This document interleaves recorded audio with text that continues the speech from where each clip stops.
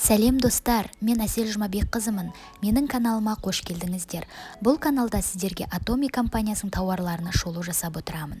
Бүгін 6 қазан күні Қазақстанда салтанатты түрде ашылу болды. Барша Атоми компаниясының өкілдерін құттықтаймын.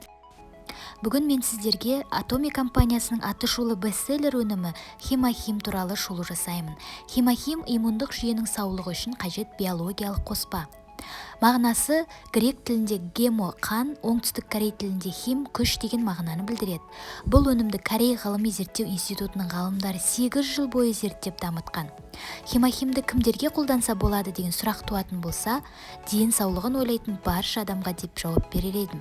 Өйткені құрамы табиғи емдік шөптерден және витаминдер мен минералдардан тұрады. Химахимді қолдану өте ыңғайлы, өйткені ол сұйықтық ретінде берілген, осындай әдемі қорапшада орналасқан жеке-жеке пакетиктерде.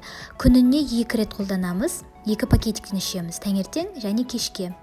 Дендеріңіз сау болсын, ауырмаңыздар.